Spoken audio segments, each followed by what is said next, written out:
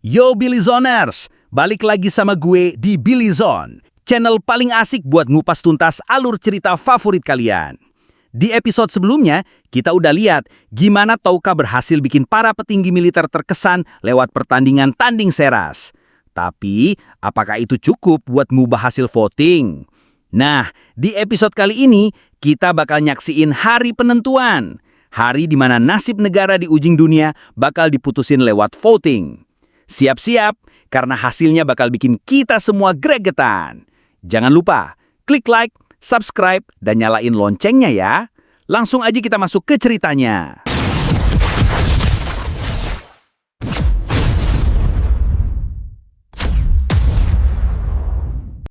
Jadi, rapat 7 cahaya akhirnya dimulai lagi.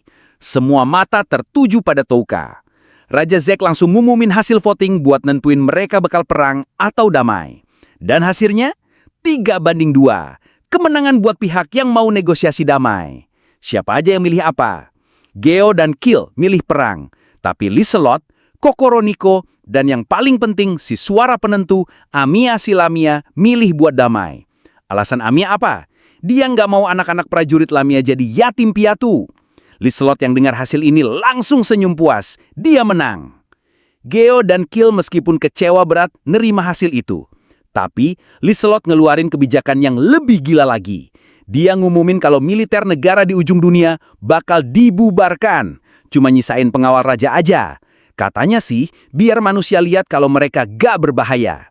Ini bener-bener langkah yang super nekat dan berisiko. Setelah itu, Liselot dengan sombongnya langsung ngusir Touka. Diskusi ini bukan buat telinga orang luar berdarah panas kayak kamu. Tempatmu bukan di sini, katanya. Geo sama Amiya sempat ngebela Touka, tapi Touka dengan tenang nerima semua itu. Dia bilang dia cuma orang luar dan berharap negosiasi mereka sukses. Dia lalu nunduk hormat dan pergi dari ruangan. Pas jalan keluar, Touka sempat mikir. Dia sadar kalau baik dia maupun Liselot sama-sama terlalu yakin sama jalan pikiran masing-masing. Siapa yang benar, cuma waktu yang bisa ngebuktiin. Keesokan harinya, Touka minta ketemu Raja Zek buat pamitan. Dia bilang karena negara udah milih jalan damai dan mau ngebubarin militer, kehadiran dia dan kelompoknya yang notabene tentara bayaran jadi nggak cocok lagi. Raja Zek minta maaf dan ngertiin keputusan Touka. Touka nitipin klan Kurosaga dan Nyaki ke Raja Zek. Dan Raja Zek janji bakal ngejaga mereka baik-baik. Sebagai gantinya, Raja Zek ngasih Touka kunci lagi buat masuk ke negara di ujung dunia kapan-kapan. Soalnya Nyaki kan bakal tinggal di sana. Setelah ngucapin salam perpisahan, Touka pun balik ke kamarnya. Touka ngumpulin Seras, Nyaki, dan Slay. Dengan singkat dia bilang, ayo pergi. Nyaki yang dengar itu kelihatan sedih dan gelisah banget. Perpisahan ini jelas berat buat dia. Nyaki yang nangis-nangis gak mau pisah sama masternya. Touka nenangin dia, bilang ini bukan selamat tinggal dan nyuruh dia buat tetap kuat.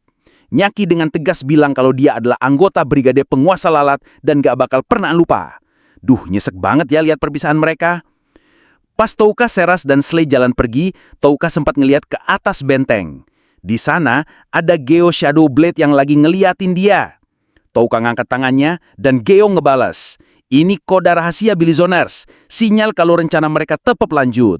Setelah itu, Touka dan kelompoknya pun meninggalkan negara di ujung dunia.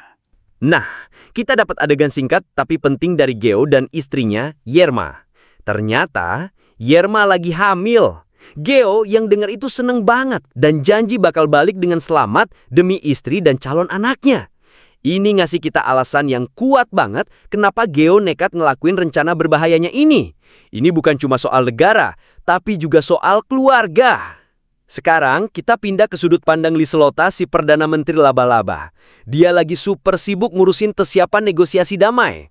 Dia ngirim utusan, ngatur klannya, bahkan berencana mau ngedidik ulang Geo dan Kill biar nggak suka perang. Dia benar-benar percaya diri kalau rencananya bakal berhasil. 3 hari berlalu, dan karena belum ada laporan soal pasukan musuh, dia jadi agak santai. Tapi, ketenangannya langsung hancur. Tiba-tiba, anak buahnya datang dengan panik bawa kabar buruk. Geo Shadowblade, Killmail, dan seluruh pasukan Macan Tutul dan Centaur menghilang. Mereka kabur di tengah malam tanpa ada yang tahu.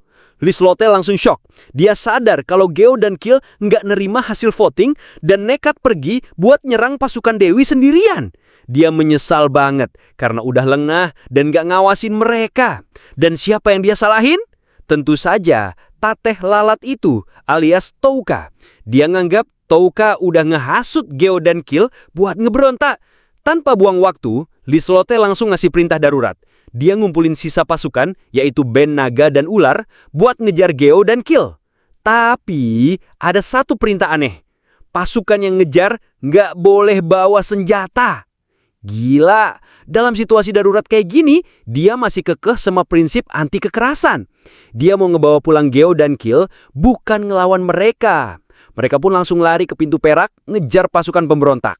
Dia marah banget pas tahu Amiya nyembunyiin pedang. Katanya sih, mereka harus nunjukin kalau mereka datang dengan damai. Gila, nekat banget dia si Perdana Menteri ini. Dia mau ngejar pasukan bersenjata lengkap dengan pasukan tanpa senjata. Liselotte langsung nunggangin Loa, si anjing raksasa berkepala 3 dan mimpin pengejaran dengan kecepatan penuh. Dia harus bisa nyegah Geo dan Kill sebelum mereka ketemu sama pasukan Dewi. Tapi di tengah jalan, mereka berhenti. Di depan sana, ada sekelompok manusia bersenjata lagi nunggang kuda. Mereka adalah pasukan yang selama ini mereka bicarakan. Liselotte langsung mikir cepat. Dia nyuruh pasukan Serigala dan Dragon King buat mundur biar nggak kelihatan serem. Dia cuma nyisain pasukan Lamia yang dipimpin Amiya. Soalnya tubuh atas mereka kan mirip manusia. Terus, dengan penuh harapan, Liselotte mengibarkan bendera putih. Dan pasukan manusia itu merespon. Mereka nurunin busur mereka. Nggak cuma itu, mereka juga ngibarin bendera putih mereka sendiri. Liselotte sebenarnya bukan main. Mereka ngerti, mereka mau nego. Pikirnya, dia yakin banget kalau ini adalah tanda niat baik. Amiya sempat khawatir kalau jangan-jangan Geo dan Kill udah dibunuh sama pasukan ini. Tapi Liselotte malah nampar dia. Katanya, justru itu alasan mereka harus cepet-cepet nego. Buat ngejelasin kalau tindakan Geo itu bukan atas nama negara. Dengan penuh keyakinan, Liselotte jalan sendirian ke arah pasukan manusia itu, ninggalin pasukannya di belakang. Dari pasukan manusia, satu orang maju buat nemuin Liselotte. Dia kelihatan kayak pemimpin, armornya beda, dan penampilannya digambarkan cukup tampan. Liselotte ngira ini pasti bangsawan atau pemimpin yang bisa diajak ngomong baik-baik. Siapapun pria ini, dialah yang tampaknya memegang komando. Gila, ini bener-bener resep bencana. Liselotte dengan niat paling tulus buat damai, jalan sendirian tanpa senjata buat ketemu sama pemimpin pasukan musuh yang identitas dan niatnya masih jadi misteri. Liselotte ngira bendera putih itu tanda negosiasi, padahal bisa aja itu cuma tipu muslihat. Dia juga kelihatan salah menilai situasi, mengira dia akan bertemu dengan seseorang yang rasional. Tapi siapa sebenarnya pria ini? Apakah dia benar-benar ingin berdamai? Atau dia punya agenda lain? Jadi, Liselotte berhadapan dengan pemimpin pasukan manusia itu, dan awalnya semuanya kelihatan baik-baik aja. Pria itu turun dari kudanya, ngenalin diri dengan sopan sebagai Michaela Eukalion, Kapten Ordo Pertama Kesatria dan seorang bangsawan. Dia ngomongnya lembut, bahkan muji-muji kecantikan dan kefasihan Liselotte. Liselotte yang dengar itu jelas aja seneng dan makin yakin, wah ini orang baik, negosiasi pasti berhasil. Liselotte dengan bangganya ngejelasin kalau dia sengaja datang tanpa senjata buat nunjukin niat damai. Michaela kelihatan tercengang dan kagum. Liselotte pun ngejelasin semua situasinya, soal pengkhianatan Geo dan keinginan negaranya buat damai. Michaela dengerin dengan penuh perhatian. Semuanya kelihatan sempurna buat Liselotte. Setelah Liselotte selesai ngomong, Michaela ngulurin tangannya buat jabat tangan. Liselotte dengan gembira nyambut jabat tangan itu, ngerasa dia udah berhasil. Tapi, pas mereka jabat tangan, Michaela senyum dan ngomong sesuatu yang bikin darah kita beku. Aku gak nyangka, orang-orang di negara di ujung dunia bakal sebodoh ini. Apa? Detik berikutnya, Michaela langsung ngebanting dan nindih Liselotte ke tanah. Semua topeng kesopanannya lepas, wajah aslinya keluar. Liselotte bener-bener gak bisa ngerti apa yang terjadi. Pria baik hati yang barusan muji dia, sekarang nujukin tatapan dingin tanpa emosi. Michaela langsung ngasih isyarat, dan semua kesatria lain langsung ngepung mereka. Dia ngancam bakal ngebunuh Liselotte kalau pasukan Lamia berani deket-deket. Dan disinilah wajah asli Ordo Pertama Kesatria kebongkar semua. Michaela ngambil kunci pintu perak dari Liselotte, terus anak buahnya mulai ngelontarin omongan-omongan mesum dan keji. Mereka ngomongin soal ngecicipin demi human, ngejual mereka, dan nggak perlu nahan diri karena mereka nggak manusia. Ternyata mereka ini bukan kesatria mulia, tapi gerombolan preman bejat. Liselot yang masih syok, coba buat nego lagi. Kita bisa bicara baik-baik, aku yakin kita bisa saling ngerti, teriaknya. Tapi Mikaela malah ngebalas dengan pertanyaan yang super kurang ajar dan merendahkan soal hubungan seksual antara manusia dan Arachne. Pas Liselot marah, Mikaela langsung mukulin wajahnya berkali-kali. Liselot, Perdana Menteri yang tadinya kuat dan percaya diri, sekarang hancur total. Dia cuma bisa nangis, ketakutan, dan mohon-mohon biar nggak dipukul lagi. Semua idealismenya, semua harga dirinya, luluh lantak dalam sekejap.